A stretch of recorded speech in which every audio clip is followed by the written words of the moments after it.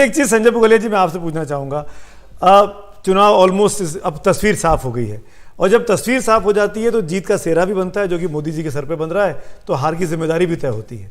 तो हार की जिम्मेदारी कांग्रेस में किसके सर पर तय होनी चाहिए? Head must rule. क्या कुछ सर कटेंगे, सर कलम होंगे इस नतीजों के बाद?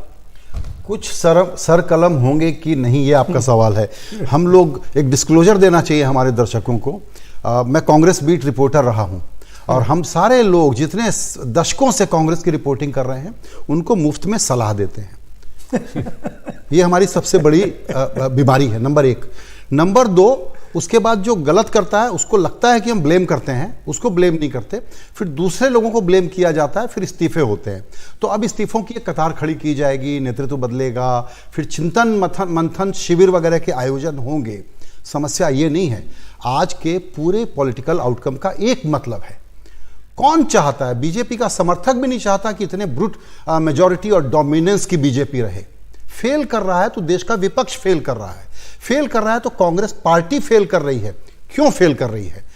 पब्लिक आएगी, वोट डाल देगी। अभी जो बता रहा था हमारा डेटा सेंटर, 100, 50, 200, 300 वोटों से हार जीत का आप अंतर देखेंगे। ये क्यों होता है?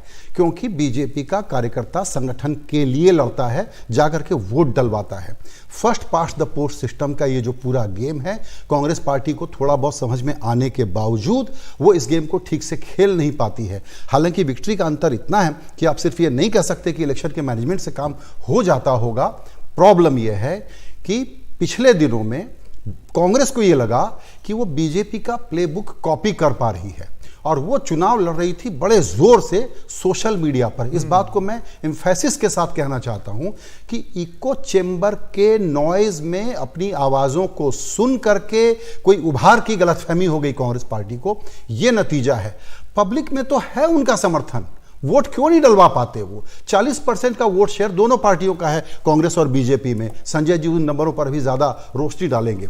इसमें जो सबसे बड़ी खबर है, बीजेपी की मेहनत, मोदी जी का डोमिनेंस, लाभार्थी स्कीम का फायदा बीजेपी को ज्यादा मिलता है। करप्शन अगर किसी पर चिपकता है तो किसी बीआरएस पर चिपकता है, और किसी कांग्रेस पार्टी की छत्तीसगढ़ की सरकार पर चिपकता हुआ ज्यादा नजर आता है। कौन कहता है कि बीजेपी के लोग करप्शन नहीं करते? बावजूद उसके ऐसा क्यों होता है? शतरंज की गेम है, आप उसको खेलते कैसे हैं, सवाल ये बड़ा होता है। एक और राहत की बात, जो सबसे बड़ी बात मुझे लगती है, वो ये है कि ये चुनाव गंदे कर्कश पोलराइजेशन के बिना लड़ा गया। मुझे लगता है कि ये एक बड़ा शुभ समाचार है कि इस बार बीजेपी ने या किसी भी पार्टी ने उस प्रकार का पोलराइजेशन नहीं किया। वो सब अपशब्द हमने नहीं सुने जो पिछले चुनावों में सुने थे। बीजेपी के लिए भी ये लर्निंग है। बीजेपी की फ्लेक्सिबिलिटी, बीजेपी के एकोमोडेट करने का तरीका और असर्ट करने का तरीका, ये चुनाव शास्त्र के विद्यार्थियों के लिए, पॉलिटिकल कार्यकर्ताओं के लिए पूरी एक केस स्टडी है। थोड़ा उस पर दिमाग लगाना चाहिए।